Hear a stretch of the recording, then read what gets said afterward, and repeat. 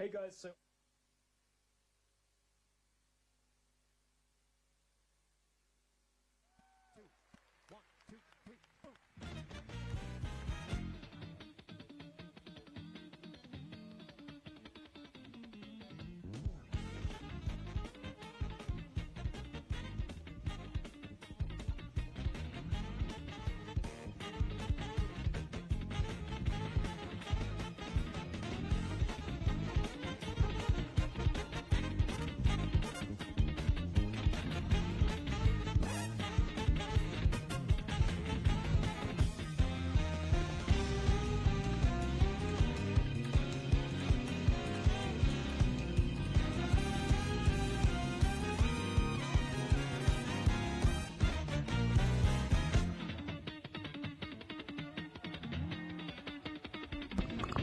A gentle reminder, students, please don't step on the wires as you may distort the video recording. Thank you.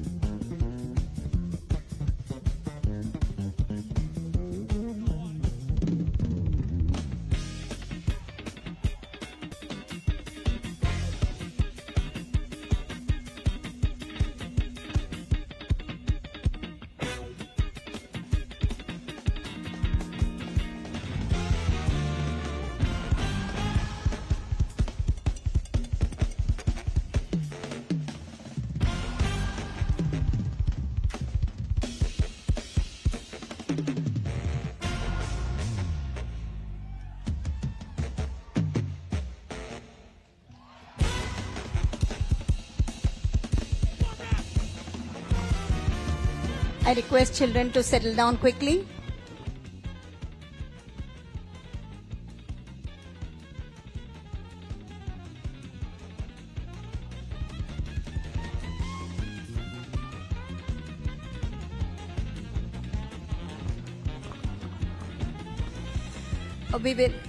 Good afternoon.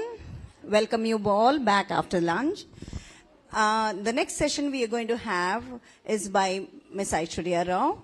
Aishwarya ma'am is the Director Academics and Administration of the Vivekalaya Group of Institutions, and she is also the Managing Trustee of the Premanand Foundation. She is equipped with a bachelor's degree in business management and a master's in education from the University of Nottingham, United Kingdom. Being an educational innovator at heart, Ma'am Aishwarya endeavors to create positive impacts in the world we live in, with primary focus to revamp education in India and create new systems for a more holistic approach that caters to body, mind, and spirit. Ma'am is also the recipient of the Business World Top 40 Award in Education sector in the Under 40 Power List. And ma'am is going to take us to how to step beyond boundaries.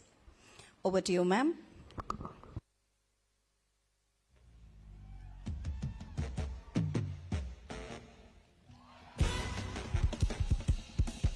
To another school, right? So today we are going to be talking about how we need to look beyond the boundaries that we have set and how important it is for us to have clarity, right? What do we want to be when we grow up? Tell me, what do all of you all want to be? Tell me, yes. So we'll start. You want to be an architect. Next one. You want to be a doctor. Excellent. Teacher. Lovely. Boys, here. You want to be a doctor. You want to be a scientist. Excellent. You have the opportunity to interact with one here today. You should make use of that. You want to be an sir, you motivated a lot of our children today. Very good. Yes. You want to go into the army. That is, I'm very glad you said that. It is such a noble thought to want to defend our country. Excellent. At the back. Astronaut. You want to be an astronaut. Three of you all want to be football players. Okay. You want to be beautiful. You want to make a bigger impact. Yes, you. You want to be a NASA scientist. Well, you can be an ISRO scientist. Why NASA? Next. Sorry, you also want. Sir, you've had a fantastic impact. So, this is amazing. I'll come back to the rest of you all. So, we all know professionally what we want to be. Do we know collectively what we want to be? Shall I give you a little? Shall I tell you all? Excellent. Very good answer. Also, a good human being. Yes? A kind person. Right? And also, don't we all want to be successful? Right?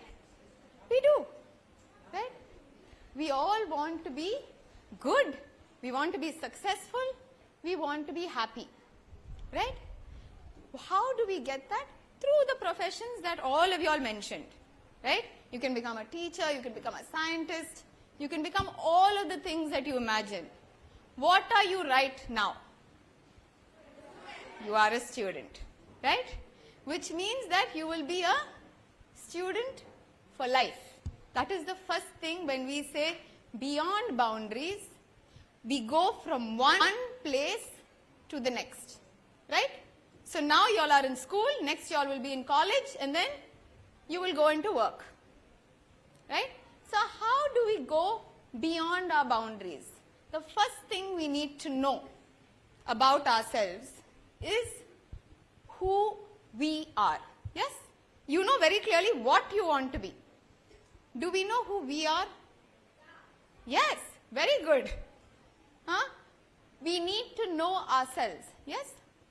How do you define yourself? Tell me. One by one. Put up your hand. How do you define yourself? You can say Indian. We are all Indian. Tamil. You can say Tamil. You can say boy. You can say girl. Right? Our identity. So much is there? No, wait. No, only putting up hands. Interaction is on putting up hands. We are all human. That is excellent. No, it's very important. But we all have to define ourselves. I'll come back around for the next. Definition gives you clarity. How we speak about ourselves defines how we behave. If I say I'm a good human being, it has to show up in my actions. I cannot do wrong things and say, I am a good human being. You can't say that. Right? So, what is the other thing we all said? We said we are Indian. Right? Are we all proud to be Indian? Yes, we are all proud to be Indian. Why are we proud to be Indian? What makes us Indian? What makes us Indian? Rich cultural heritage. Our economy is doing wonderfully well, yes. A fantastic history that we have. I'm going to take two of those. One is culture, the other one is history. Okay? History defines who you were. Culture defines who you are. They're two very big things. History defines what happened to you, right? Culture defines who you are. History can be different for different people. Culture remains and continues. Right? Why is India such an amazing place? We have a very strong culture. It is a subcontinent, but we have a very strong, putting up hands only. We have a very strong culture. What does our culture teach you? Tell me, what does Indian culture teach you? Respect. She said the same thing. Discipline. At the back. Obedience. I can see a hand. Confidence. Confidence. Yes. Sorry? To be a good person? Responsibility. Okay. Honesty. Unity. All of the good qualities we have said. Okay? So I want you all to listen very carefully to something that has been written about India. Right? Listen carefully because it covers a lot of the things that you all have mentioned and why we are such a beautiful cultural civilization. Right? Will you all listen? This is an ode to India. I am India. I am Indian and India is me. From the caramel gold of my skin to my ebony hair, from the weave of my sari to the smell of camphor in the air, I am Indian and India is me. From the spice in every bite to the sound of hawkers on our streets, from the banana sellers' calls to the jingle of bells on my feet, I am Indian and India is me. From the twinkle of Christmas lights to the crackers on Diwali nights, to the call to prayer every day and biryani every Eid, I am Indian and India is me. From the soldiers on our borders to our teachers, laborers, scientists, athletes and priests, to the children of our future, our hope and carriers of dreams of infinite possibility, I am Indian and India is me. Right? From a billion voices and home of a billion souls, let today remind us that India is us and we are a whole. India is us and I am she. I am Indian and what? India is me. So what do we have? We have multiple cultures, multiple religions, right? Multiple languages in our country. What other country has as many languages as we have? No other country, right? How many different styles of dress we have in our country? How many different varieties of food we have in our country, right? But we all enjoy each other together, right? That is what culture is. Culture is, like you all mentioned, respect. Culture is discipline. Culture is work ethic.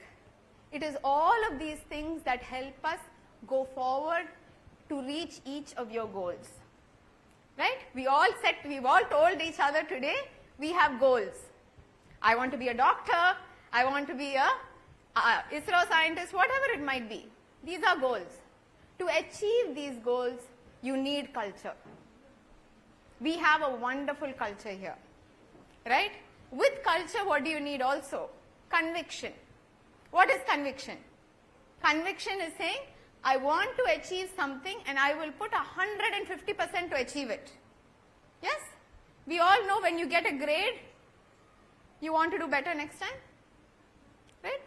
If you get 55, you aim for 60, right? Nobody tells you aim for less. And do you work as hard?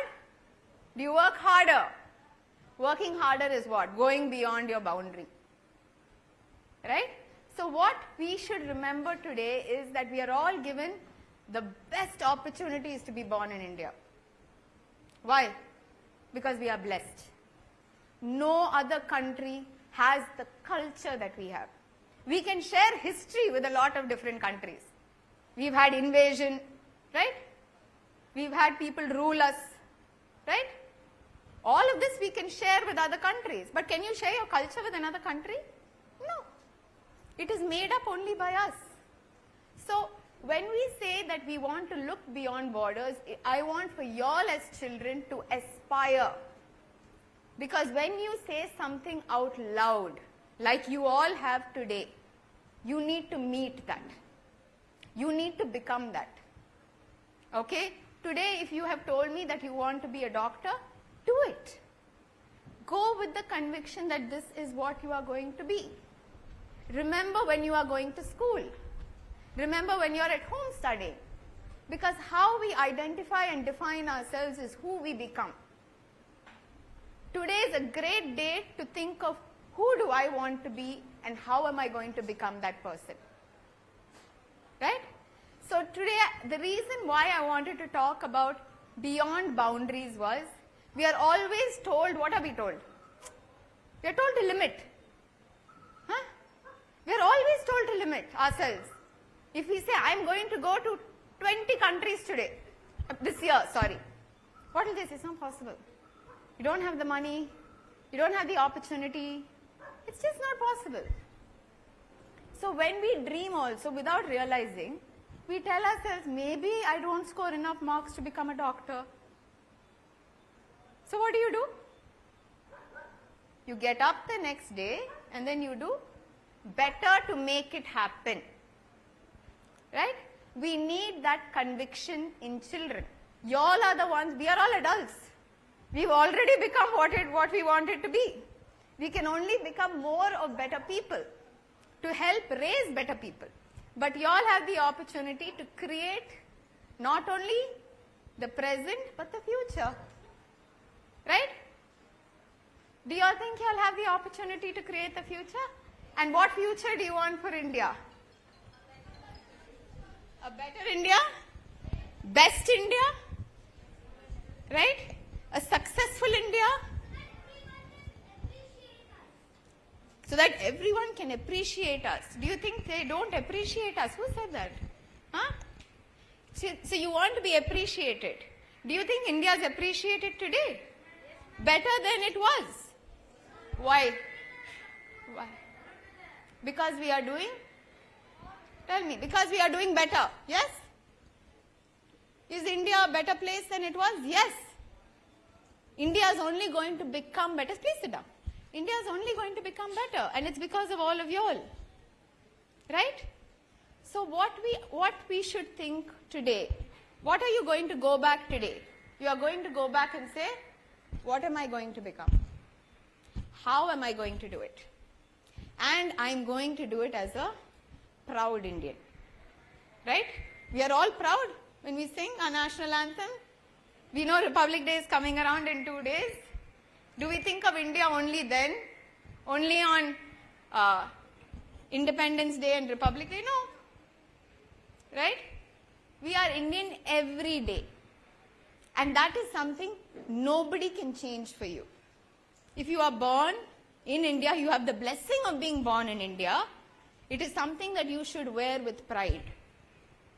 Right? And what we have is, we have the capacity of young children, the youngest population, to create a future that is fantastic.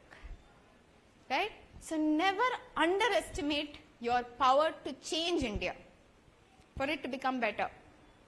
Did you know that I want to tell you all a little bit about the value of India. Right?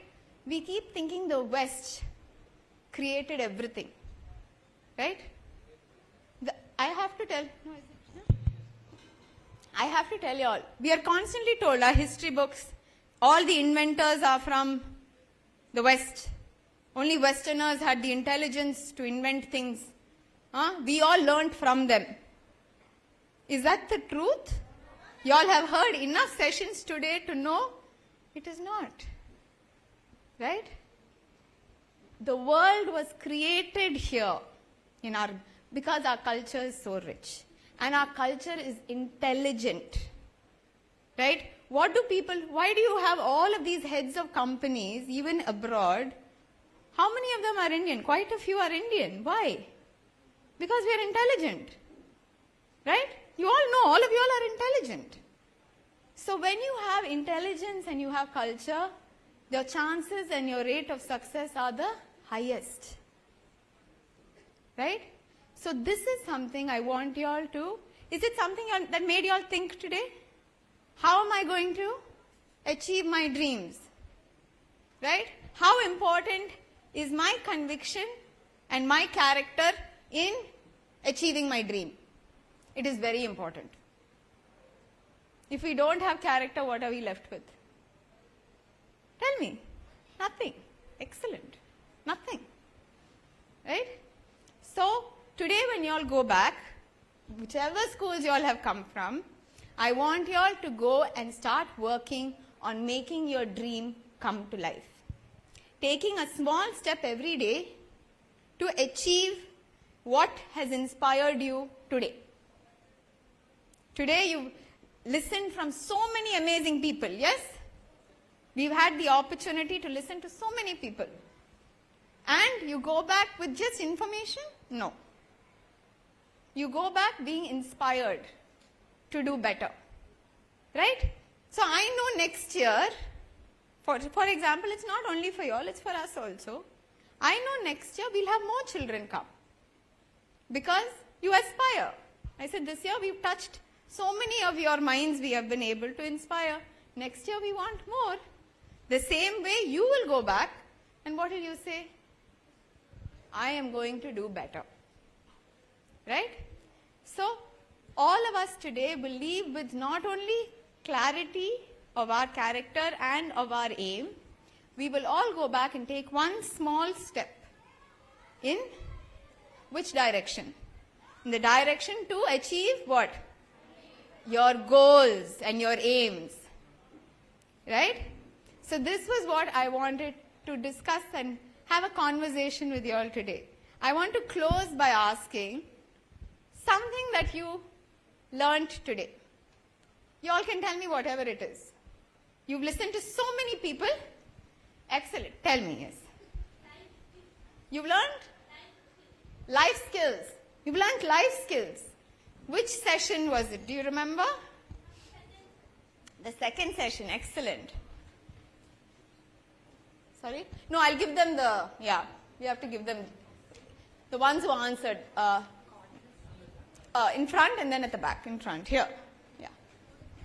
Yeah. So today I learned from a lot of speakers, but one prominent thing is that to never give up and always persist.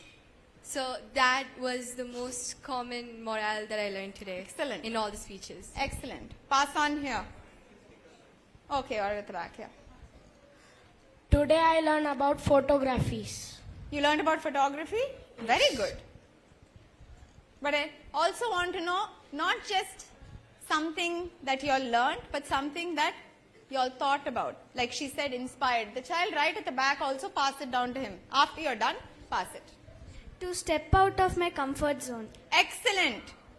Excellent. Step out of your comfort zone. At the back. I learned about ISRO today. Yes. How is our ISRO working and what they are going to do. How did you feel? I feel proud of our country. Here. Okay, just pass it around. Ma'am, I learned about future missions Chandrayaan 4. Yes, sir, I'm telling you, I think your session has been the biggest hit. Ma'am, I learned about ISRO's. Yes. I learned about ISRO's. Who was the founder? Yes, who was the founder? Come forward. Children, bring the I mic learned forward. about creative thinking. Creative thinking, excellent.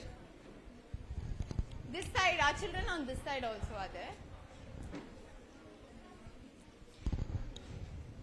Good afternoon, ma'am. Good afternoon. Ma'am, I learned about Dasavadaram at my first section, and I take some notes of the names of avatar of Vishnu, Lord Vishnu. So you learned about Dasavataram today. Yes, ma'am. Very interesting. Thank you. Forward here. Just move it around. Ma'am, I learned about the emotions. Then learned in section 2, that speaker told daily we should read a book. Yes. And then we should go out of our boundaries, Yes. as you told. Yes. We got many informations today and it inspires me. Ma'am. It inspires you. I'm happy to hear that. Ma'am, I learned about the importance, I learned about the Hanumanji, ma'am. You learned about Hanumanji as well today at the back.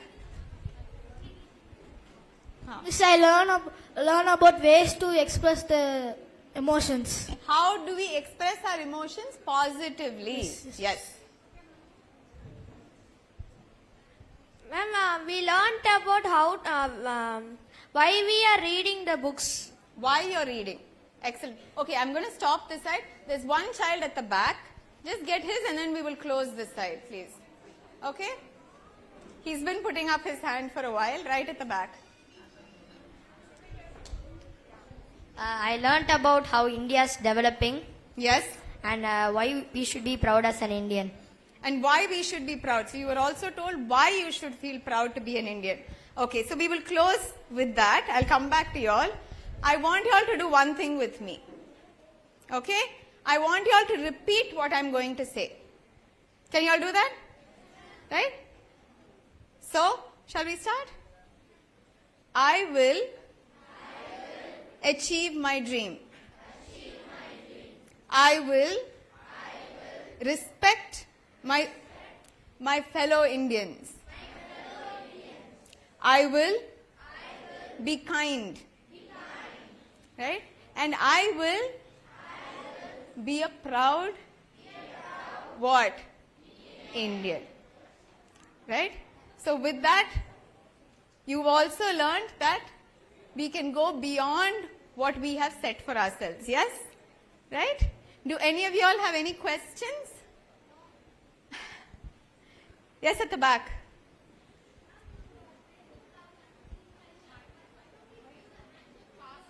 I didn't. Why don't we give a? I didn't understand.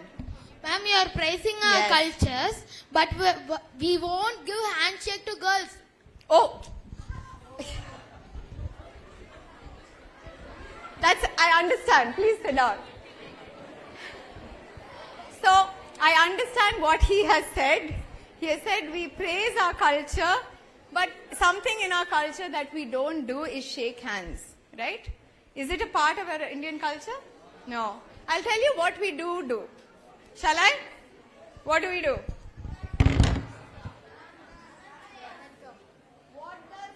Do you know what that means? Do you know what it means? Vanakkam, Namaskaram. Do you know what it means? Namaste. What does it mean? It means, wait. No shouting. Wait, I'll tell you. What it means is, when you bow your head and you say Namaskaram, it says, the God in me bows to the God in you, which is far more beautiful. Don't you think? Right? So, when we say you don't need to shake somebody's hand. You need to see the God in them. Right? So, on that note, thank you so much for being such a wonderfully interactive audience. I loved spending time with y'all and I look forward to seeing y'all next year. Will you come back? Yes? Okay, thank you so much. Thank you so much, ma'am. It was so inspiring. May I request Sai Swarupa madam to hand over the memento to Aishwarya ma'am?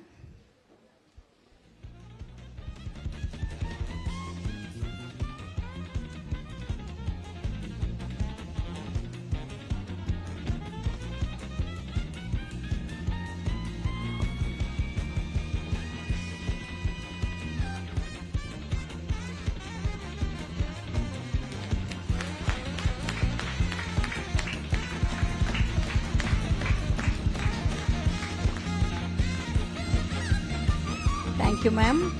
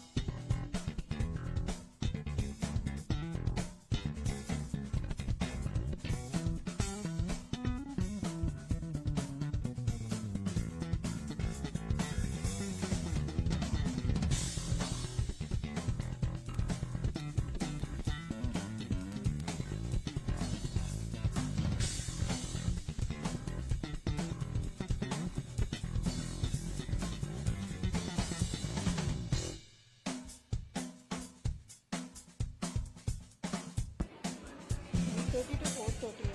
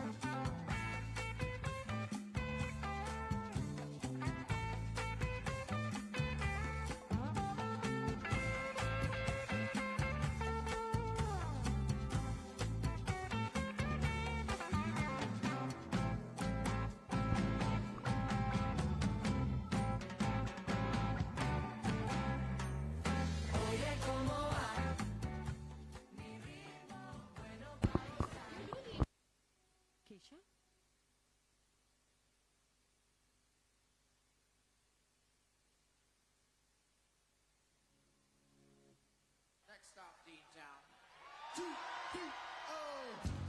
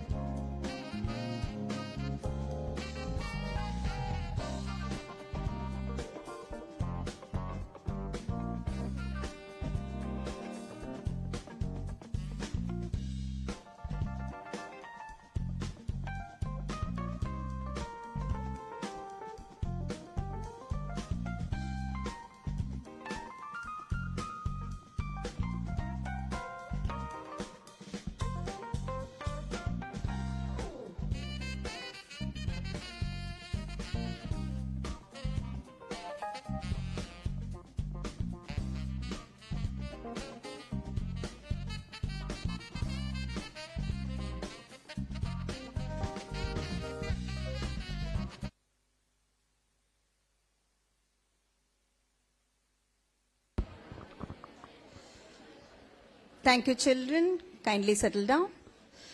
Our next session is going to be with Mrs. Nandini Sengupta. Madam Nandini is a Pondicherry-based journalist and is a senior assistant editor with the Times Group.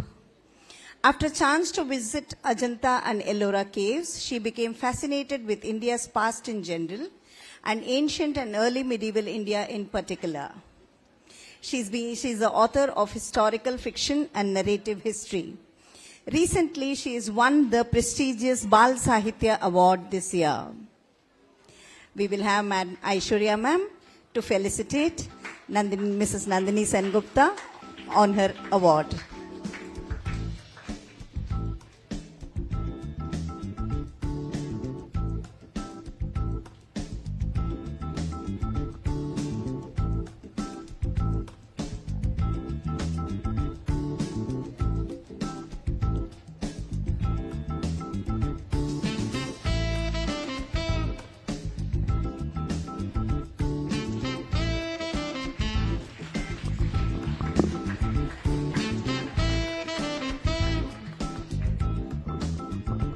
Thank you, ma'am. And ma'am is going to be taking us through the mysteries of history. Over to you, ma'am. Thank you.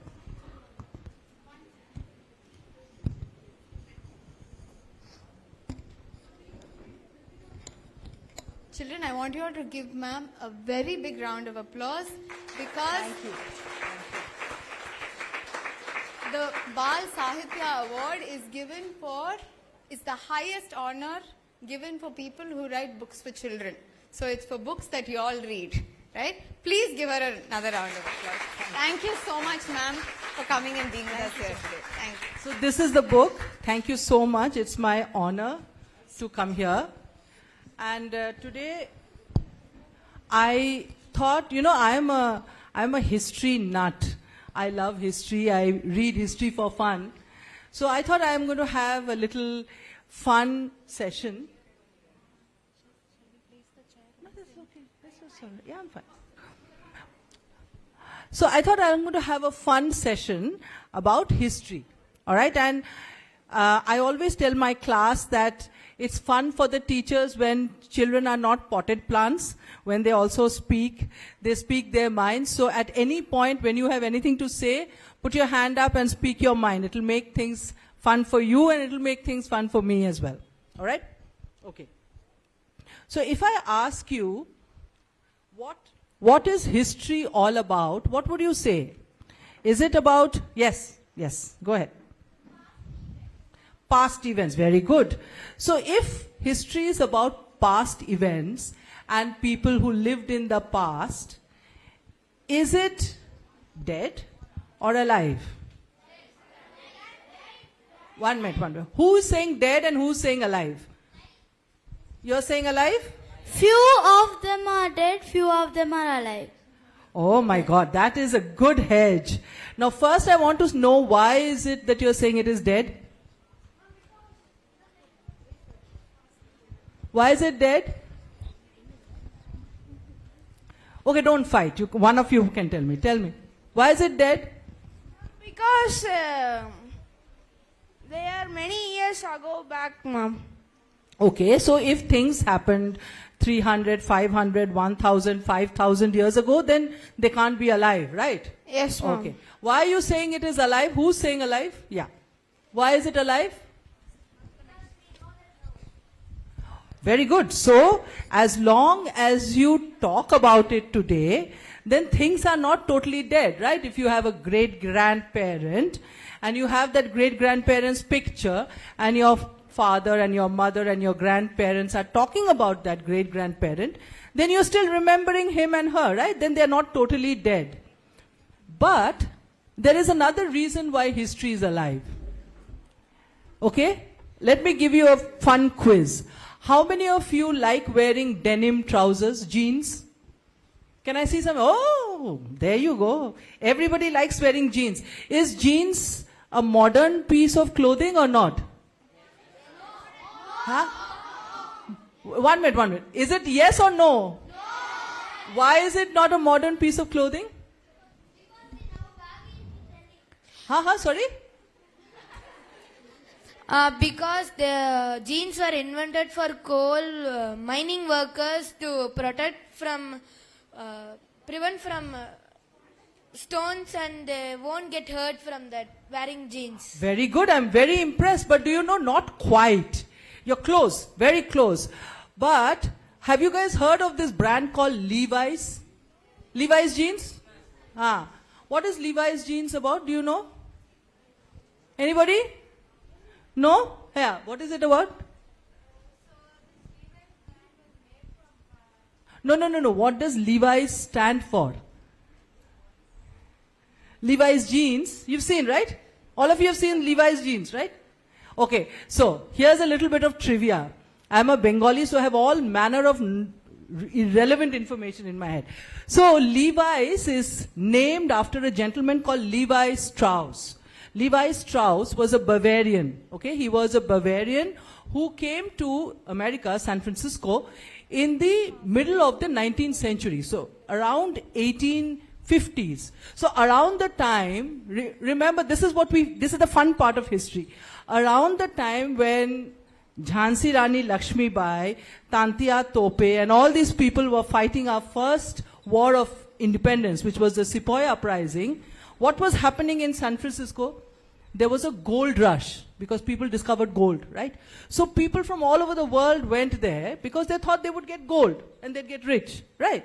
Among them was a gentleman called Levi Strauss. He was from Bavaria, okay? He had a shop for something else, but then over there he saw that people who were doing gold prospecting needed an item of clothing which would be okay to wear in summer, but would keep them warm in winter. Okay? And so he decided to make this canvas trousers. And he put studs in them, metal studs in them, because that would make them heavy and also give protection. You have to understand this was way before antibiotics. So you got a cut or a scrape, it could become infectious and then you could die, right? So this was an item of clothing that would be rough and would be good for wear and tear, and that item of clothing later on came to be known as denim, and the trousers were jeans. So all of you who are wearing jeans, you're wearing history, right? What do you wear with jeans? Along with jeans, what is the most? T-shirts? T-shirts? 1 minute. With jeans, you wear t-shirts or not? So is t-shirt history or is it a new item of clothing? How is it history? Who knows? Who will tell me the story of t-shirts? Now you're guessing. You can't guess, huh? You have to tell me the right answer. Any guesses? Good guesses? Okay. So again, in the middle of the 18th century when this prospecting was going on, people used to wear a jumper. Like, like babies wear. Have you seen babies wear a romper? One item of clothing, right? Jumpsuit. And they used to wear that. And that was called long johns because it would keep them warm in winter. But then they realized that in summer, wearing full, baby grow kind of thing under your clothing is very uncomfortable. No, it gets quite warm in summers in San Francisco. So what they started doing was cutting off the bottom and the top, separating the two. And they started wearing the top as a kind of, like a vest, right? Under their shirt. And that later on became the t-shirt. That is why you will find in America, so many men wear a crew t-shirt under their shirt. That goes back to the 19th century, goes back to the time when our Sepoy mutiny was happening. Okay? History. So everywhere you look in your everyday life, there is history. And I did a fun project for my daughter's school. It's really interesting, okay? I looked for things that haven't changed in the last 2,000 years. And it's great for us, because we are a continuous civilization. In America, you will only get up to 1853, maybe 1753. Another fun connection between America, since we are talking America, might as well tell you another piece of trivia. How many people watched Donald Trump taking his oath? Just 2-3 days ago. Donald Trump, the new president of America. Only one. You guys are not interested in news. Oh, okay. So, Donald Trump is a new president. What is the name of the vice president? Anybody? Vice president? His name is J.D. Vance. Okay. Now, J.D. Vance and his wife is, by the way, she's Indian. Her name is Usha Vance. They have an India connect because Usha Vance's family, they are Telugu, but her great-grandfather lived in Chennai, very close to where you are now. But that's not the only India connection. There is another interesting India connection. Both J.D. Vance and Usha Vance are from a very prestigious American college called Yale. Have you heard of Yale? It's an Ivy League college, okay, very famous. Now, what you can say, this lady has now lost it. What is the connection between Yale and Chennai? Very big connection, because in the mid-17th century, when Aurangzeb was the Mughal emperor, at that time there was a gentleman called Ilahu Yale. Okay, Ilahu Yale was an Englishman who came to Madras, then what was called Madras, because he wanted to import cotton, okay, cotton textiles. So he started doing that, and he became so rich, he made a lot of money, and he obviously took that money back home. And then part of his family moved to the US. So that part of his family asked him to make an endowment. Well, you know what an endowment is? Like a amount of money which you give to an institution, like this school, for instance, right? So they said, why don't you make an endowment to a Connecticut college, okay? And Yale made a very big endowment. He gave a lot of money, he gave a lot of books, etc. And that college, its name was changed to Yale. So Yale in America was made with money from trade with Madras cotton. Is that a connection or not? Yeah, see, history. This is what I mean. So, coming back, if we look at our lives, the lives around us, right? How many things can you guys tell me which are history, which have a connect with history? Go ahead. Sorry? Books. What kind of books? Sanskrit, like that, ma'am. Sorry?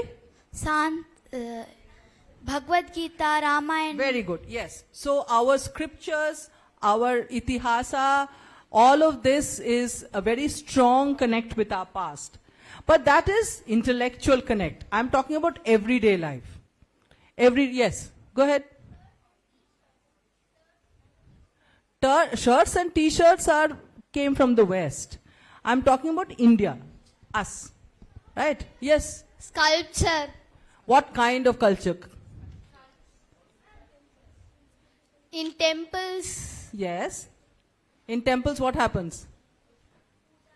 there was a sculpture. Puja, very good. So, the way we conduct pujas in temples is a system that has remained unchanged for many thousands of years. I will give you an example. 1 minute. I'll give you an example. There is a very interesting sculpture. You know, where is it from? Very interesting. It is from a monument called Sanchi Stupa.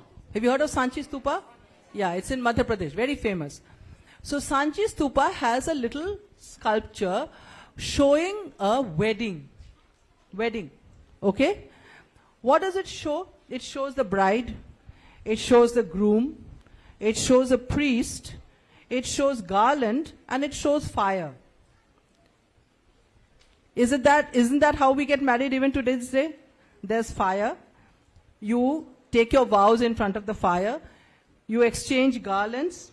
And there is a priest. Yes or no? Now, Sanchi Stupa was made around the time of Ashoka, which means it is more than 2,000 years old. For 2,000 years, the way we get married hasn't changed. Right? Let me give another example. I'm wearing a bindi. Can you see me wearing a bindi? All of you wear bindis, right? Your moms wear bindis, right? How old do you think it is, this tradition of wearing bindis? 5,000, I don't know. But it is very old. I'll give you an example. Okay. So one of my favorite poets and one of the greatest poets of all time is a gentleman whose name is Kalidasa. Okay. Now, if you read Kalidasa's poetry, if you read Meghdutam, there are very detailed descriptions of how a woman, does makeup, like dresses up, right? What does she do? She puts a bindi and she puts flowers in her hair. Do we do that still or not? Right? Hasn't changed. Kalidasa used to be the court poet of Chandragupta Vikramaditya II, which is 4th century. That's about 2000 years ago. Okay, so we have definite proof that an item that we are doing, using to this day is 2000 years old. Right? Another example. All of you have heard of Kannagi? Kannagi? Yeah. Yeah. Who said what? Kovalam and Kannagi. Okay. Now, the interesting thing about Kannagi is that in that story, there is a particular item, jewelry, right? Who can tell me what it is? Payal, right? She wears it on her feet, around her ankles, right? Payal. Now, that payal, the way she wears it, to this day you will find women wearing it exactly. Payal to all of us wear, but that hollow, silver hollow tube that goes round your ankles, in many parts of India, you will still have women wearing it exactly the same way. No change. And how old is Kannagi's story? Very old. Very, very old, right? So the point I'm trying to make here is that in our everyday life, and we are very fortunate, because in our everyday life, our history has remained alive. Somebody was talking about our scriptures. When you get up in the morning, you're chanting Gayatri Mantra, Om Bhur Bhuvasva. That is so old. That is so ancient, but yet it is a part of our lives, right? It is very alive. It's not dead. It's not something that is dead and gone and gone. Now, why am I going on and on about history being alive? Because there are many ways in which you can look for history in your everyday life. Okay, and I'm going to give you some examples from India as well as from some examples from all over the world. And people at the back, you can't have your own chat sessions. You have to listen and give me your inputs. Okay? All right. So, now, how many of you remember your nursery rhymes? Okay. Now, you remember a nursery rhyme called Baba Black Sheep? Who can recite Baba Black Sheep to me, please? One person, can you get up and recite Baba Black Sheep? Okay. Recite. Baba Black Sheep, please recite.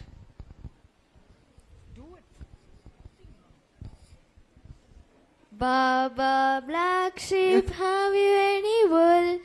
Yes sir, I have 3 bags full. 1 for my master, 1 for my lady, 1 for the little boy who lives down the lane. Lives down the lane. Okay. Now, what is this about, do you think? About a sheep? About a boy? Yeah, go ahead. The use of wool, close, but not quite. Sorry? Advantage of a wool. No. So, let me tell you what this is about. So, Baba Black Sheep is actually about, this little, nursery rhyme is from England, right?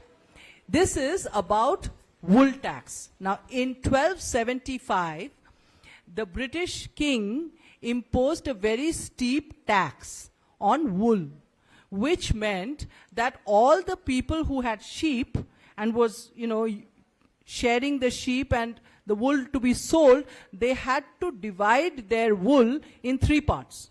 3 parts. One for my master, one for his dame, one for the little boy who lives down the lane. Who's the master? The king. King takes 1 share. One for his dame. Who's the dame? Church. Okay? And one for the little boy who lives down the lane. That is the shepherd.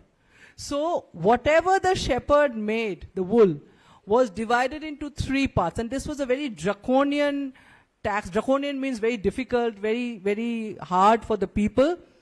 And this tax was made the king very unpopular.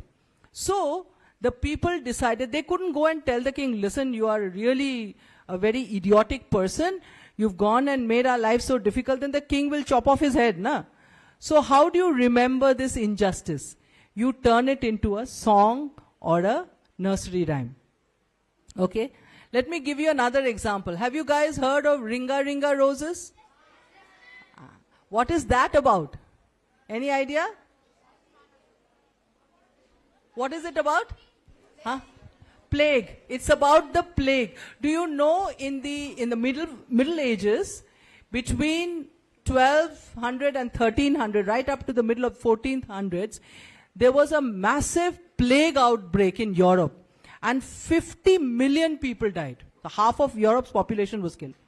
And Ringa Ringa Roses refers to Black Death or plague, right? So pocket full of posies. What is posies? Posies means a little bouquet. So they thought that if you make a little bouquet with flowers and herbs and you keep it in your pocket, then you will not get the infection. Okay? Of course, that didn't work. Hasha husha, you would get a fever. We all fall down. So people were dying. Okay? So Ringa Ringa Roses refers to plague. There is another story that refers to plague and what happened to children during the plague. Can anybody tell me which one that is? It's a fairy tale. Fairy tales? Can anybody tell me? Any guesses? There are 2 fairy tales actually, both from Germany. Any guesses? The first is Pied Piper of Hamelin. Okay, Pied Piper of Hamelin refers to a scenario where the grown-ups are all dead.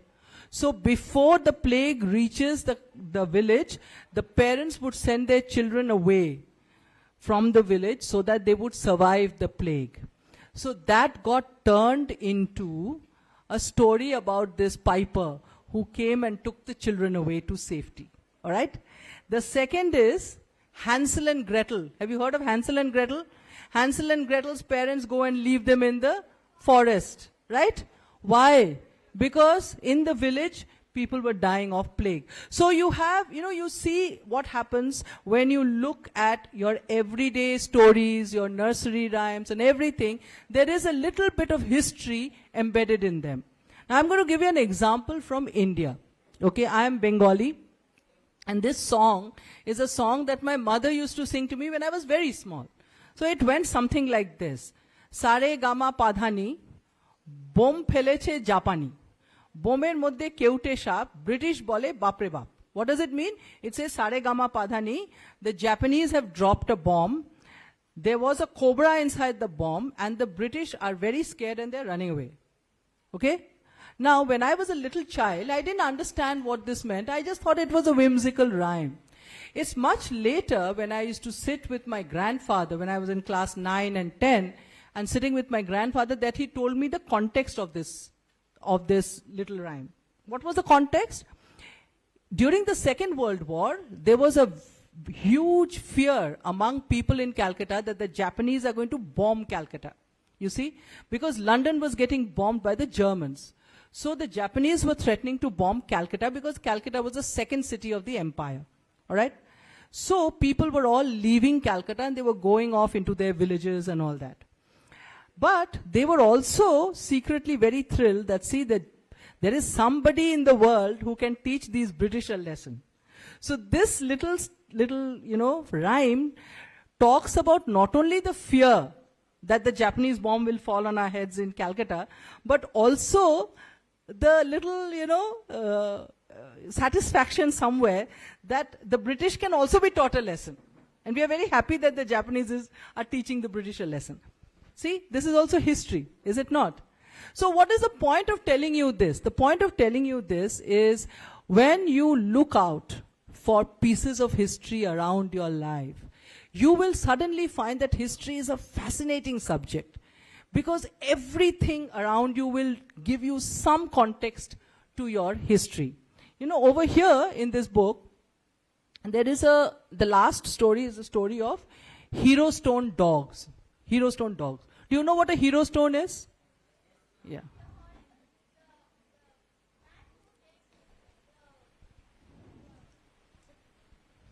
The people do for the people of the cities or town. When person will die, they put the hero stone. Yes. The top of the hero stone, ma'am. Yeah, so hero stone is basically in every village community. This is how people remember, and I will come to why they remember it like this in just a bit. I was just talking to you about how people remembered the wool tax through Baba Black Sheep, right? Now, here in this part of India, hero stones were like WhatsApp messages. Okay, so back in the day they didn't have WhatsApp. They did not have mobile phones or anything. No. How will they remember? How are they going to remember that this thing happened? So every village temple had this little stone in which they would put out something that was very important, like a wild boar attack, or there was some bandits who came and the villagers fought very well and killed all the bandits and pushed them away, or there was a very good harvest and everybody had enough to eat. These were important events, right, for the villagers. So they would inscribe them on the hero stone, and the hero stones would be put in front of temples, the village temple.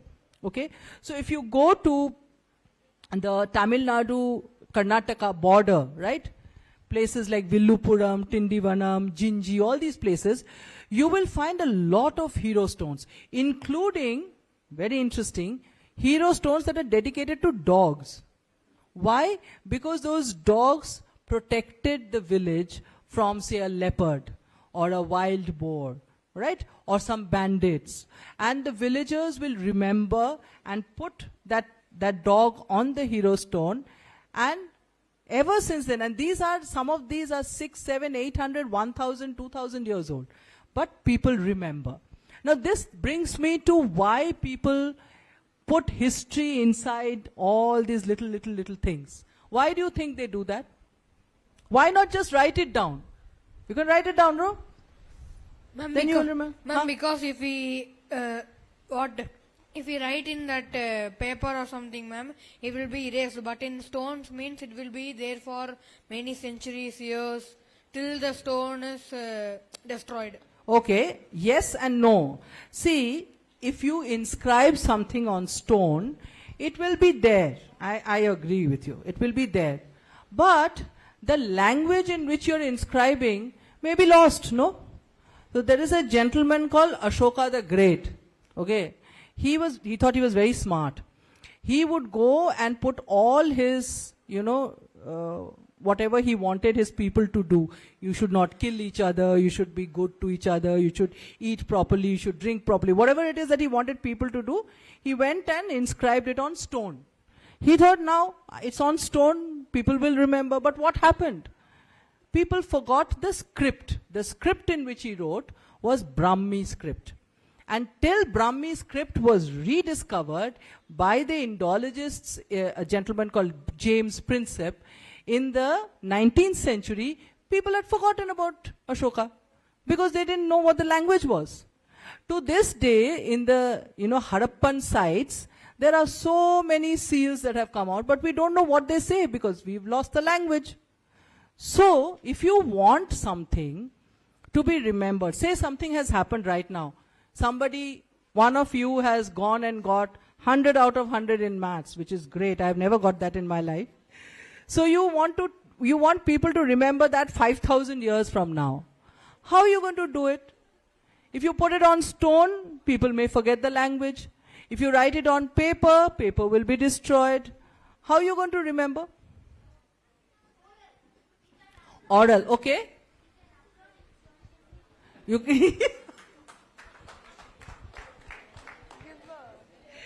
Okay, so, okay, listen, when even 20 years ago, there was no social media. I don't think 60 years from now, there will be any social media. It will be something else. No, 1 minute. So who said by remembering and orally? Yeah, very good. So we have something called Shruti and Smriti, right? You remember, you hear, and you remember. Hear and remember. That way, you are perpetuating the story. But it is very difficult to remember arcane facts. No, like something like, you know, the asteroid was seen in the sky and some flood happened and all that. If you write like that, people are going to forget, right? So what they did, the ancients were very smart. They turned it into a story. And that story got told generation after generation after generation after generation for thousands of years. And people still remembered. So what am I talking about here? Okay? How many of you know about the Dasavatara stories? Very good. So, Matsya Avatara, Manu, right? Matsya Avatara comes and rescues Manu and all humanity, right? What happens there? There was a big flood, right? You know that, right? Big flood happens and Vishnu comes in the form of a fish and he rescues people, right? The funny thing is, this story is seen in every single ancient civilization across the world. Every one of them. Every single one of them. So if you take Jews, you know, their religion is called Judaism. Jews, the people who live in Israel. Now they have a similar story of a man called Noah. And Noah, again, there was a flood. He builds a big boat, he puts all the animals, everybody there, and they get saved. Okay? Then, that region, there is another huge empire, which was Persia. Back in the day, it was called Mesopotamia. Mesopotamia is one of the oldest civilizations in the world, and they have an epic called Gilgamesh. Gilgamesh also has this story. If you go to Latin America, around Mexico and Peru, that area, there is a character called Quetzalcoatl. Same story. China, same story. Egypt, same story. Now, what do you think happened here? Sorry? You have to get up. Get up and tell me. In this big disaster, natural disaster came and everybody got saved like that. So everybody did not get saved. That's the whole point. Most people didn't, but some people did. Now what happened was that a lot of archaeologists are now coming around to the view that there was an asteroid hit on Earth around 12,000 years ago. Okay? So at that point, that was the ice age that was happening. Then the asteroid hit. Now, if the asteroid hit when there is an ice age, what will happen? The ice will melt. So sea water goes up. If the sea water goes up, there will be flooding and tsunamis all over the world. Right? So all ancient cultures decided to remember, because this was a massive natural disaster. Massive. Something like the people had never seen before. And so they remembered it in the form of a story. This is the best way in which you can send a message. To people who will come 5,000, 10,000, in this case 12,000 years later, they will still remember that there something happened which caused a massive flood in which lots of people died, but some people were saved. Okay, that is the basic story. And it is the same story in all civilizations, the same story, right? So, the point I'm trying to make here is that the reason why you should look for these stories around you is because they will help you connect. They will help you connect the dots. You know, if your own life, they will help you connect the dots, right? I once did a very real fun project on our clothes, the clothes that we wear, okay? We in India wear. And how much of it is based on history. I see ma'am here. Ma'am is wearing a beautiful sari. Ma'am, can you please stand up and show people your sari? There's a reason I'm showing this sari. Please see ma'am's very beautiful sari. Can you see this sari? Yeah? Yeah? Can you see the print on the sari? Yeah? Everybody can see it? Okay, let me give you some context. In November, my daughter and I, we went for a holiday to the UK. And there was this exhibition that was happening in Victoria and Albert Museum called the Great Mughals. Okay? Now, there were many things from the Mughal Empire that were displayed there. Among them, there was a piece of fabric that was displayed. It is from Shah Jahan's time. You know what the print was on that fabric? This print. This print. So now you see this everywhere. This print is very common, right? You see this in saris, you see this in kurta. I have a kurta exactly like this. You see this in, curtains, bed sheets, everywhere. But how many will know that this print is actually at least 400 years old? It's history. It's right there, right under your nose. It's sitting there, right? And we don't even realize that it is so. It's so obvious. So when you know, and when I saw it, I said, my God, I have a kurta just like that. I didn't know that it goes back to the Mughal era, right? Right. So how many girls are here? Let me see some girls here. Do you guys like wearing anarkali kurtas? Anarkali, you know what anarkali is, na? Like a long dress. You wear it over slacks. Yeah? How many have anarkali kurtas? Can we see some hands? Not too many. Okay. Okay. Now, among the things that I saw in that exhibition in Victoria and Albert Museum were some what was known as jama. You know what a jama is? Jama is the tunic that the men wore during the Mughal Empire. When the Mughal Empire was happening. So this is around the time of Shah Jahan, when the Taj Mahal was being built. So around that time, men would wear this tunic called the jama. And the jama is exactly like the anarkali. No difference. Same. It's like a long dress, and underneath they would wear loose, like pajama trousers. And how do we know this? There are pictures. There are pictures everywhere. So, something that you're wearing thinking, oh, this is height of fashion. You know, who's your favorite? Deepika Padukone is wearing it. Nayanthara is wearing it. Actually, it was people in Mughal India who were wearing it. And sometimes even earlier than that. So the point I'm trying to make here is history is great fun if you know how to look for the tiny little core of history in everyday life. Okay? Now, can I please have some examples from your everyday life which you think has history in it? One by one? Okay. Shelter, ma'am. Sorry?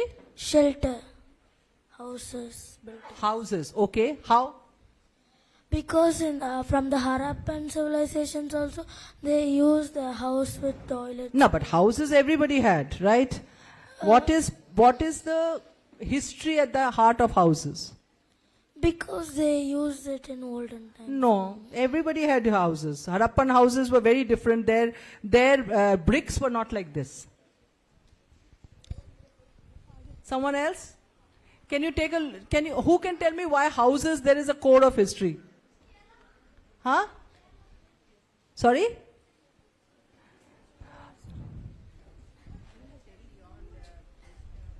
Food. Huh? Food. No, first houses. Houses, how many of you have heard of this thing called Vastu Shastra? Vastu Shastra you heard of? Yeah. That is a very ancient document. Okay? Even to this day, we follow Vastu Shastra or not? When we are building houses, we follow that, right? Right? Okay. So, the houses may be different, right? The bricks may be different. These bricks that you have today, these bricks go back to British India. So they are different. If you go to Lucknow in North India, Uttar Pradesh, there are parts of Lucknow where you will have bricks going back to Akbar's time. Those bricks are slimmer. Okay? And the Harappan bricks are completely different. Their shapes are different. Alright? So you may be using bricks, but the bricks look different. You can tell that this is a different type of brick altogether. Okay? But the way, the basic principle of why we are building a house in a particular way, That is still there. We are still following Vastu Shastra. Right? We are saying this is good Vastu, that is bad Vastu. We are saying all that, right? That is again, yeah, somebody is putting up her hand. Tell me. This girl here in the blue t-shirt. Medicines. No, we are still talking about Vastu. We'll come to medicines in just a bit. But you're right, Ayurveda. Ayurveda is a good example. Okay, so Vastu Shastra. All right. Now, who said food? Someone said food? Food. Okay, give me one example, one vegetable that has history at its heart, very old history. Onion, no, absolutely not. Onion came much later. Carrot. Carrot is not even Indian. Huh? Potato. Potato is not Indian, it came from Portugal.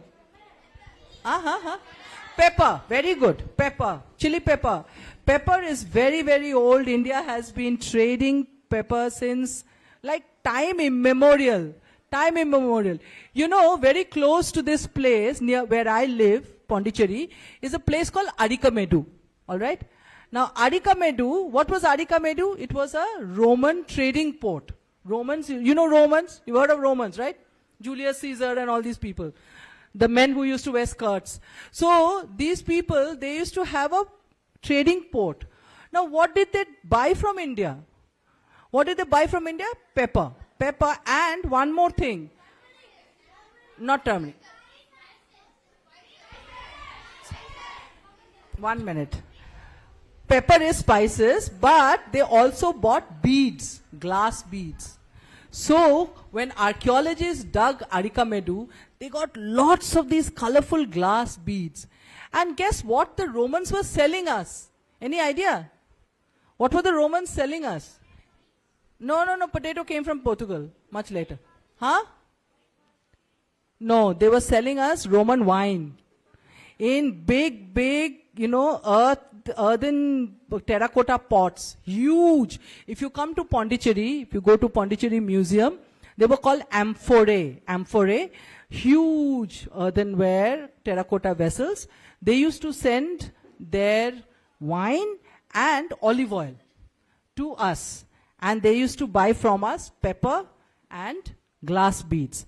But if I ask you about a vegetable, one vegetable, which is the oldest referenced vegetable in India, what would it be? No. Rice is not a vegetable. Huh? Sorry? Beetroot? No.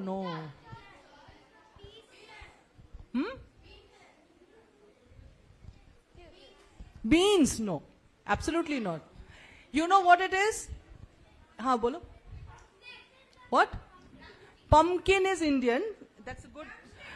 Drumstick? No. Moringa? No. Pumpkin is an Indian vegetable, but it is not the oldest. The oldest vegetable curry. Okay, let me tell you. 1 minute. The oldest vegetable curry, oldest that archaeologists have found, is eggplant. Bagan. Eggplant. Brinjal. Brinjal? You heard of brinjal? Bagan ka bharta, brinjal. Now, where did they find it? Do you know where they found it? The archaeologists are doing digs in Rakhigari, which is a site, which is a Harappan site. And there they have found what they call carbon sediments. So terracotta pots where these were cooked, they have found sediments. And they found that the Harappans, can you imagine how many, 5,000 years ago, were eating a kind of bagan curry using turmeric, pepper and bagan. So, do you guys eat bagan or not? Yes? How many people like bagan? So next time you eat bagan, please remember Rakhigari and the Harappans. Okay? Alright, now one more. We have done vegetable, now one more. 1 minute. We are still on food. One more item of food. Cereal. Milk, okay, so milk and, rice, yes. Wheat came later. Barley, very good. Barley and rice are very, very old. Again, in Harappan digs, they have found rice. And in Sangam literature, you people have heard of Sangam literature or not? So in Sangam literature, there is a reference to a favorite sweet dish. You know what that is? Payasam. And another one, wait. So that is Sangam literature in the south. In the north, there is this very famous book called Arthashastra. Arthashastra, okay? It was written by a gentleman called Kautilya. Yeah. 1 minute. Now, in Arthashastra, Kautilya is talking about beverages. You know, like today if you go and buy a bottle of Coke, right? A bottle of Pepsi, what you don't know is that the government is taking a tax from that. Okay? Now, in Kautilya's time also, government used to tax everything. All the products would be taxed. So, if you went and bought buttermilk, which people used to love, the government would take a tax. And that is mentioned in Arthashastra, that buttermilk should be taxed so much. So we know that people, when Chandragupta Maurya was the king, so this is about 4th century BCE, before Common Era, people used to drink buttermilk. Do you guys drink buttermilk or not? How many people drink buttermilk? There you go. So is that food history or not? Yes. Very, very good. Now, somebody was talking about, yeah. You wanted to say something? Yeah. Ornaments. Excellent. Give me examples. Ornaments. One by one. I can't hear anything. Huh? What? Pearls. Okay. Pearls. No, I want items. 1 minute. Okay, wait. Now, how many of you have seen the coin necklaces? Have you seen coin necklaces? Gold sovereign necklaces? You've seen? How many people have seen their moms, grandmoms wear it? Right. Now, there's history there. You know what the history is? We were just talking about the Romans, right? Arikamedu. What happened was, the Romans were buying so much from India that they could not give, they used to pay in coins, no? Gold coins. So they could not get so much gold, no, from Rome. Rome is very far away. So they used to come via the Horn of Africa up to Egypt and then come down to the Kerala coast and then down around Sri Lanka and on to Arikamedu. So that was the route that was being followed. Very long route and all that. If you carry so much, gold is very heavy, right? If you carry so much gold, your ship will sink. So what did they do? And they got their little mint with them. You know what mint is? They would stamp gold coins, right? And they would buy gold locally and they would stamp those coins and pay for whatever they wanted to buy from India. Okay. Problem was that they were like cheats. They didn't want to give the local gold coins, say 1 coin will be 1 gram. The Romans put some copper and all that in it and made 1 coin is like maybe 50%, not 100%. Okay. Now, people figured this out very quickly. This is wrong, yeah. These people are giving us rubbish. So, those coins would not be accepted. So if you take the Roman coins and when you go to a shop and say, I want to buy buttermilk, the shop will say, I don't want this coin. I want local coin. Okay. So what do you do with all those coins? You turn it into a garland and you give it to your wife or your daughter or somebody and they will wear it when they get married.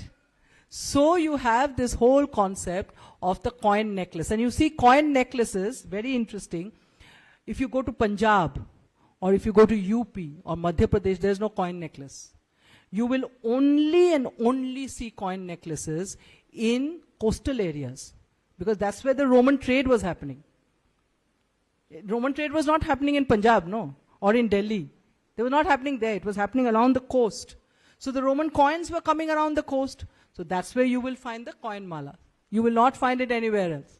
Okay, very interesting. Another example, the Ambi necklace. You know the mango necklace? Have you seen the mango necklace? Have you seen? No?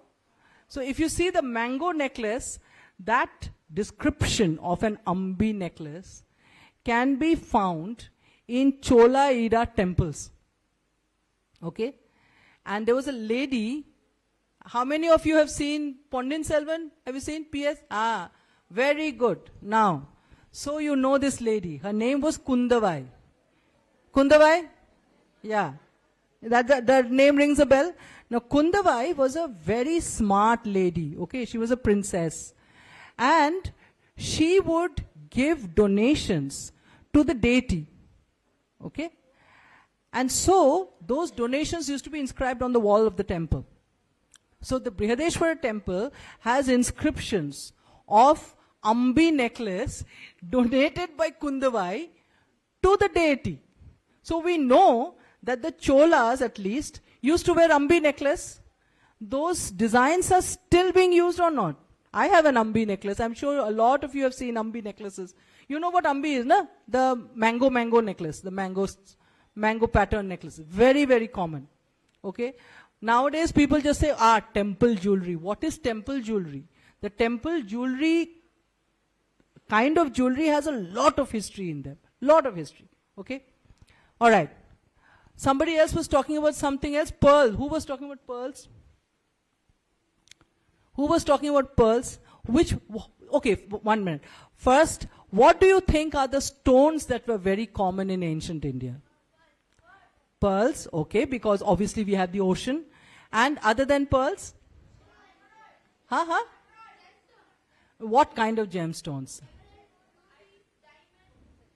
Okay, do you think diamonds were available in India? How many people think diamonds were available in India?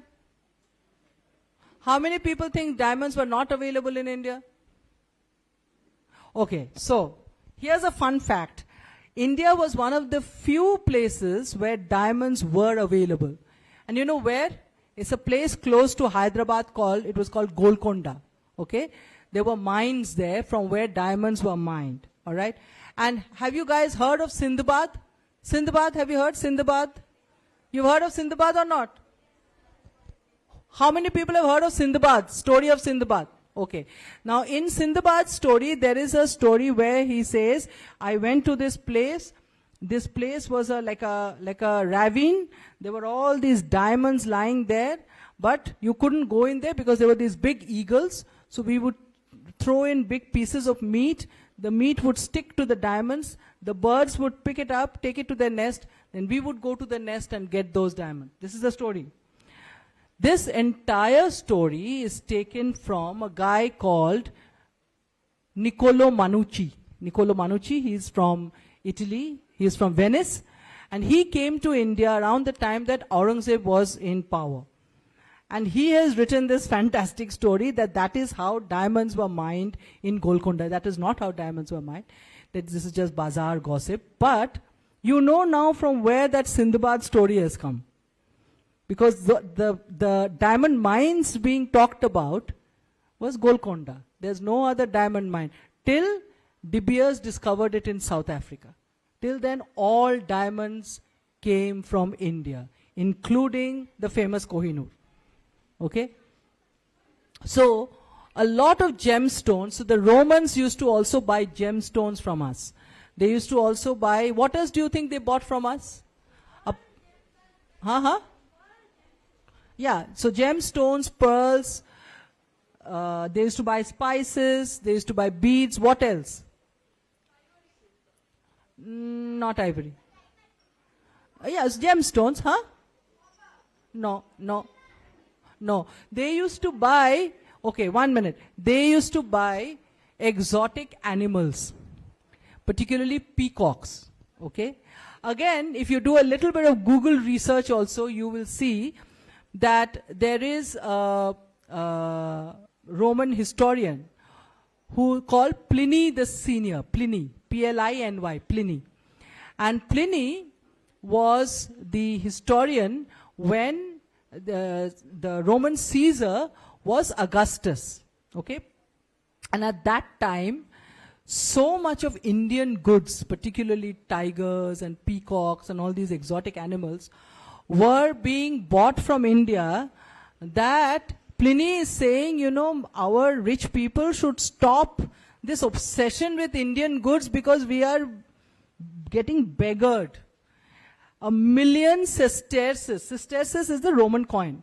So 1,000,000 sesterces are going to India every year. We can't afford this. This is like, like today we say, oh, people go to France and buy Chanel bags and all these fancy things and all that. We can't afford it. It's like that. That's what Rome was saying. That we are spending too much money buying Indian things. Please don't do it. We can't afford it. Okay, this is written by a Roman historian called Pliny the Elder. Okay, you can check it out. Google and check it out. All right. So the Romans were buying a lot of exotic animals.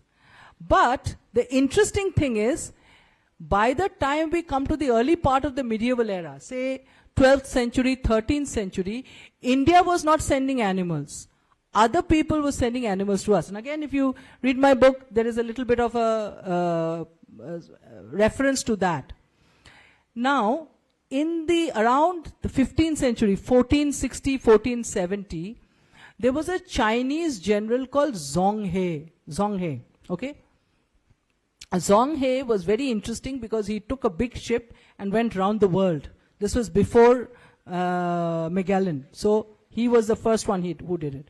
Now, while going around the world, he first came to India. Okay? He came to the Orissa coast. And there he saw something which made his eyes pop out. You know what it was? A giraffe. Now, Zhong He, poor fellow, being Chinese and all that, had never seen a giraffe in his life. Okay? So, he thought that this was a magical creature. Okay, like Harry Potter magical creatures? Like that. So, he put that giraffe on a ship and sent it back to his emperor, the Ming emperor. And the Ming emperor also thought that this is a magical creature. And so, he called it a quillin. Quillin means a creature of magic. Okay? They actually thought it was some kind of a unicorn type thing. Now you can ask me, what is a giraffe doing in India? You don't find giraffes in India, do you? No. Where do you find them? Where do you find them? Africa. Very good. So, what is the giraffe doing in India? Now, Zhong He, being Zhong He, wrote down where he got the giraffe from. There was a bunch of African ambassadors who had come to India to ask for trading rights. Like, please allow us to buy stuff from here, and in return we will give you wild animals. So one of the things they had brought with them was a giraffe to be given to the local Indian traders in exchange for pepper and pearls and turmeric and all these things. And that's how, have you heard of this very famous temple, Konark temple? Konark temple?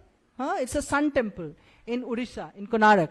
Now, on the walls of the Konark temple, there is a sculpture of a giraffe, which is not found anywhere in India.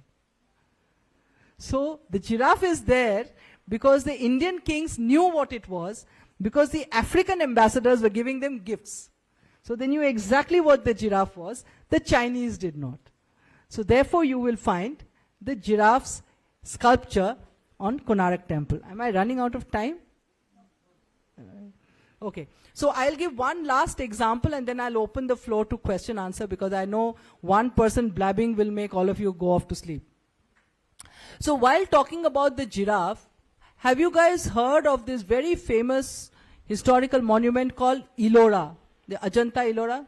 How many have heard of it? Very good. Now, how many have seen it? Have you seen it? Have you visited Ellora?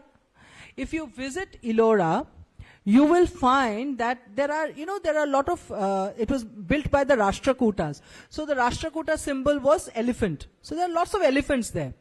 And there are also lions, which is fine. Elephants and lions are common in India. But along with elephants and lions, you also have dragons there. Now, what does dragon remind you of? China. Now, dragon we don't have our Hindu mythology has no reference to a dragon. Zero. No reference to a dragon. So when I saw that, it struck me. I said, what is a dragon doing here? And then I looked at it properly. I said, yeah, it's a dragon. What is it doing in an ancient Indian site?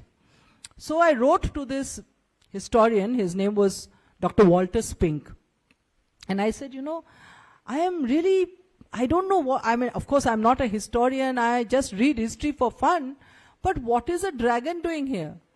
So he said that is because the Ajanta Ellora sites were on trade routes. So there were two very famous trading roads. One was in the north and called Uttarapat. One was in the south and was called Dakshinapat. So these two Ajanta and Ellora sites are on Dakshinapat. Now, if it is a trading route, it will mean that people from all over the world will be there. Right? Now, all over the world, back in the day, there was no America. People in England were swinging from the trees. So, if you want an international presence over there, which are the countries who will be there? Romans will be there. Egyptians will be there. Phoenicians will be there. Chinese will be there. And Mesopotamians and the Jews. These are the people. So if you go to Ajanta and look at the frescoes on the walls, you will see all of these characters. They're all there. They're there. So, all of us are thinking you must be thinking, see, we are all very globalized, no? We have come a long way. You can go to the shop and eat Korean ramen, and you have French cheese, and you have, Nike shoes, which are American brand. We are very advanced, no? But guess what? 2000 years ago, we were exactly like that. People were eating, drinking, using stuff made from all over the world because those merchants came here because we were a very developed country. And if you remember your history, it is up to you to make sure that you take India back to where it used to be. Okay? So I'm going to stop there and I'm going to open the floor for questions. Can I please have lots of questions?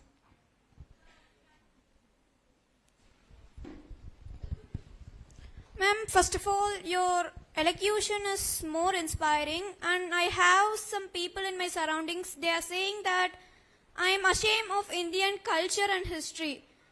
But their reasons were very silly. They are telling that clothes, eating manna, we are eating on banana leaf. But I am angry with those people, and I hope an advice from you can change their mind. Any advice, ma'am? So I'm so glad that you are noticing these things. It's very important. You see, a lot of people believe that we need to give up everything Indian in order to be considered modern. We don't need to do that. We have just gone through colonization, so we think anything that comes from outside is good. That's not true. And it is up to people like you, young people. You must read your own history. Don't be afraid. Don't think it is too much, it's very heavy. You can just look around you, look at small things. I gave you so many examples, right? Look at small things, read history for fun. And then, when you read history for fun, you can go and tell those people, listen, you all are dunderheads. You have no idea what you're talking about. Go read your own history. You will be able to say it with confidence because you know what you're talking about, right? So the best thing that you can do is read history for fun. Yes, ma'am. I hope your words can change their opinions. Thank you, ma'am.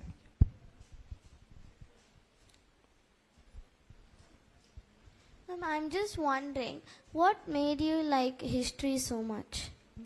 That's a good question. So, I am a journalist. I never call myself a historian. I always say that I read history for fun. But I was talking about Ajanta Ellora. In 2007, my husband and I, we went to Ajanta Ellora as tourists, just tourists.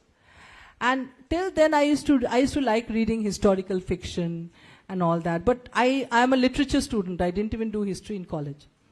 So I went there and I looked at those frescoes. And I recommend each and every one of you, please go there, because those frescoes may not survive very long. They're disintegrating, but you must see them. So when I saw them, I was like, I couldn't believe my eyes, because these are people who were just like me. It was almost like an ancient film. And I was looking and saying, my God, these are people who are just like me, but what was their life like? What did they eat? What did they wear? Right? What kind of houses did they live in? What kind of furniture did they have? What kind of footwear did they wear? What kind of jewelry did they like? I don't know that. How come my history doesn't tell me that?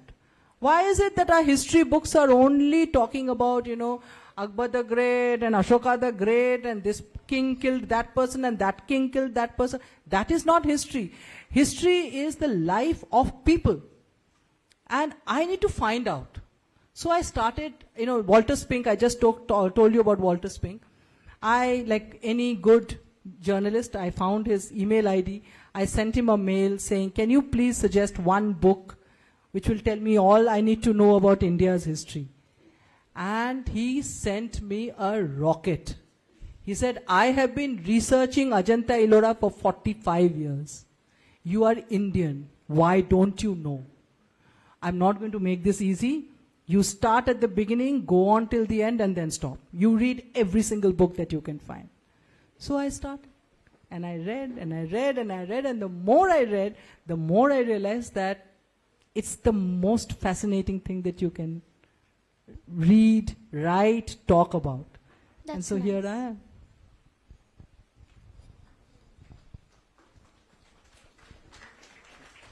Mom, from which thought you wrote that book, Mom? Sorry? From which thought you wrote that book, Mom? This one? This one. This one? Oh, so, so there are two things I love. The first is history, the second is animals. I love animals. All right? I'm a dog mom. I have 2 dogs. And I've always had animals around me. I am crazy about animals. I contribute in my own way to animal charities. So when I was thinking of a book for children, I thought, why not write about animals? Because their stories are never told, right? You know about Maharana Pratap, but how many people look at that same Battle of Haldighati from Chetak's eyes, right? You know about Shivaji Maharaj, Chhatrapati Shivaji Maharaj, but what about his dog, Waghya? So there are so many examples. So I said, let me do a research.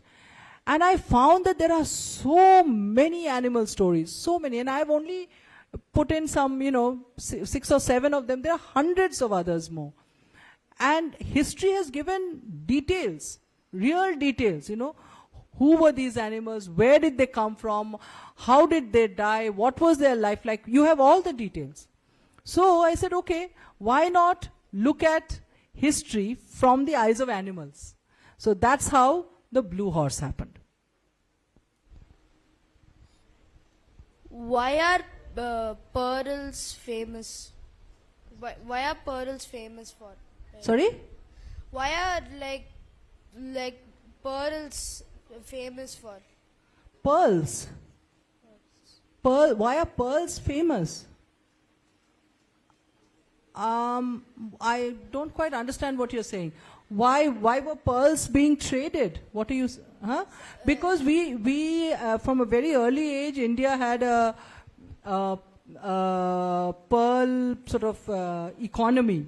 People would have. There were particularly all along the eastern coast. There were pearl fishers. So obviously, they were in. And if you look at ancient Indian sculpture, you will find a lot of pearls. You will find the necklaces that they wear. There are lots of pearls, including there is one. I don't know. Again, you can Google it and see.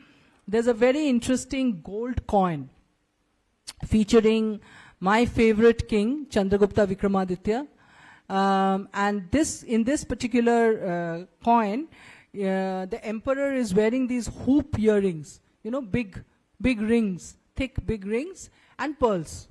So this was clearly the height of fashion in those days, you know, these hoop earrings and pearl necklaces. Obviously, pearls were very common. Otherwise, you know, people wouldn't be wearing pearl necklaces. What changed your perspective on history? Because I saw a lot of historians were putting ideology. Ideology means, you know, trying to make our history something that they were looking at through Western eyes. So a lot of historians were doing that, and I feel that we should be proud of our history. We should claim our stories, because these are our stories. And if we look at it from an outsider's point of view, then we will look at it without understanding and appreciation. So.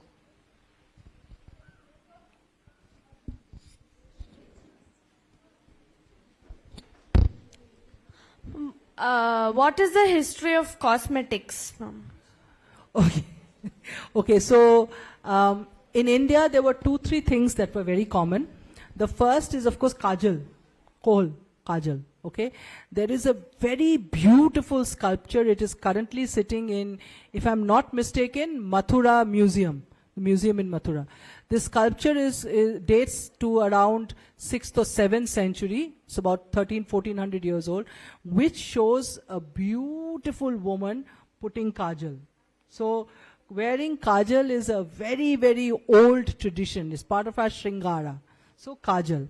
I've told you about bindi, right? Bindi I've told you. The other thing is wearing,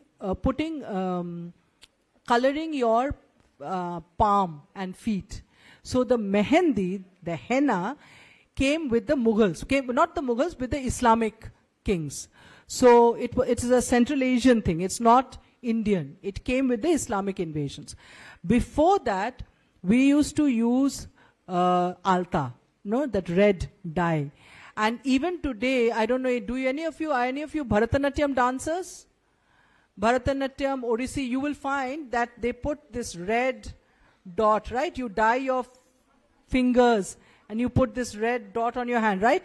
So that is again a very ancient custom. That's how women used to decorate their hands and feet. Henna is very, very comparatively a medieval concept. So alta was used. People used to chew betel leaf and to give themselves red lips. So they used to do that. And they would also use a fine powder of, conch shell. You know what a conch shell is, right? Do you know what a conch shell is? Yeah. So a fine conch shell powder was used as kind of makeup. So all very, very, organic things, unlike in the West. For example, if you look at Queen Elizabeth I, the British English queen, she used to put mercury on her and arsenic on her face. So that is why her face looks like she's a ghost, because her face became all pitted and, it's poison, right? Mercury and arsenic. So the skin became very ugly and pitted because they were putting poison on their face. But in our culture, we did not use chemicals. Typically, coal, which you get from ghee, and you light a lamp, you'll get your coal. So that's natural. Betel leaf, alta, which is also from a leaf, and you use that conch shell powder. Ma'am, the moment which you liked in history, ma'am. Sorry? Ma'am, the moment you liked in history, ma'am. So I am obsessed with our brave queens. When you are a little bit older, you can read this book that I've written on Rani Durgavati. She is a fantastic queen. She's a Virangana. She's a woman warrior. She's very inspiring. And there are so many others like her. We have such wonderful Indian queens, and somehow history books have left them out. So, so I'm totally impressed and very inspired by them. Rani Durgavati for sure. Ma'am, I have a goal to achieve in my future, I have two choices. One, I want to become a doctor, and another one is I want to become an archaeologist. I'm not interested in doctor. That's not my my aim. That's my mother aim. I want to become an archaeologist. Can you suggest something for that? So, firstly, you can be a doctor and still be interested in history. My general physician, Dr. Mandeep Singh, he sits and reads history. He reads non-fiction history.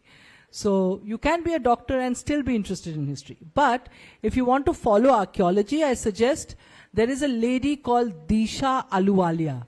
Disha Aluwalia. Please go on YouTube, follow her YouTube channels. She is one of India's brightest and youngest archaeologists, and she is working on the Rakhigari sites. She's absolutely brilliant. She's a very dear friend of mine, but she's amazing. So please follow her, send her a message. She's always happy to help, and she'll be able to guide you. Disha Aluwalia.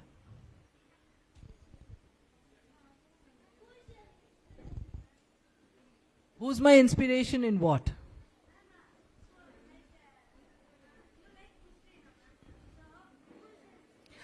So I would say one of my favorite authors is a gentleman called Sanjeev Sanyal.